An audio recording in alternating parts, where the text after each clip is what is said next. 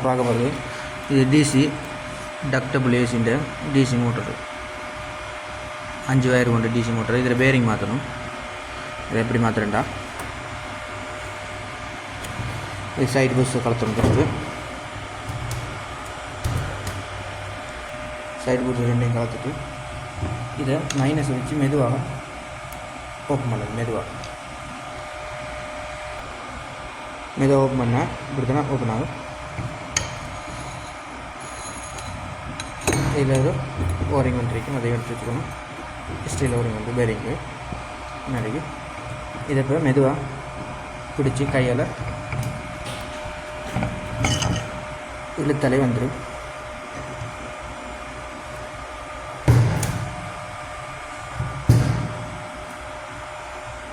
ரெண்டு பேரிங்கும் வந்துடும்.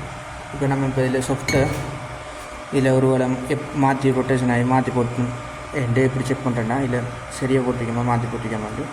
இதில் கட்டிங் இருக்குது, ரெண்டு கட்டிங்கு பின்னாடி வரும், இது முன்னாடி வரும். அது உங்களுக்கு டவுட் இருந்தால் இந்த சைட்டுக்கு வச்சா சொஃப்ட்டை இந்த சைட்டுக்கு போடும்போது மேக்னெட் இருக்காது. இப்போ அதே இந்த சைட்டுக்கு ஒரிஜினல் சைட்டுக்கு போடும்போது மேக்னெட்டு இழுத்தெடுக்கும், அதிலே விளங்கிக்கும். அதான் ஒரிஜினல் சைட்டுன்ட்டு. இது ரொட்டேட் சைட்டு. இல்லாட்டி நீங்கள் சொஃப்ட்டை மாற்றி ஃபிக்ஸ் பண்ணால் அதில் மேக்னெட் வராது. அதுக்கிட்டால உங்களுக்கு ரொட்டேஷன் ஃபங்க்ஷன் மற்றபடி மாறி வேலை செய்யும். சில டைமில் ஒர்க்கிங் ஆகாமக்கும் இருக்கும். இப்போ நான் பேரிங்கை மாற்றிட்டு பேரிங்கை மாற்ற போனால் இப்போ பேரிங் மாற்றியாச்சு. இப்போ இந்த கட்டிங்கை ஒழுங்காக பார்த்துக்கணும், இல்லாட்டி ரொட்டேஷன் கூட மாறிட்டும்.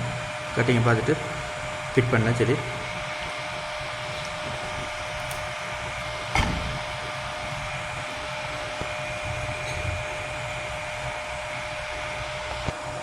மறந்துடாமல் இந்த ஓரிங்கை கட்டாயம் போட்டுடணும். ஏன்னா அது பேரிங்கு ரொட்டேஷன் பண்ணாமல் வச்சுக்கிறது.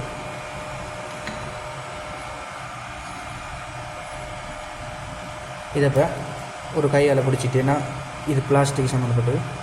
அப்போ ஒரு கையில் பிடிச்சிட்டு இதை மெதுவாக ப்ரெஸ் பண்ணணும். கேப் இல்லாமக்கு ஃபினிஷ் பண்ணிட்டேன். இப்போ நம்ம எந்த சைட்டுக்கு புஷ்ஷுண்டு இந்த கட்டிங் பீஸு மோட்டர் சைடில் வரணும்.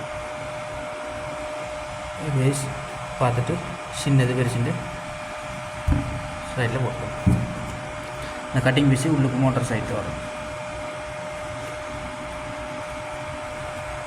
பேரிங் கம்ப்ளீட்டாக மாற்றியாச்சு. இப்போ இது டிசி மோட்டர் வந்து டக்டபிள் ஏசி LG மாடல்.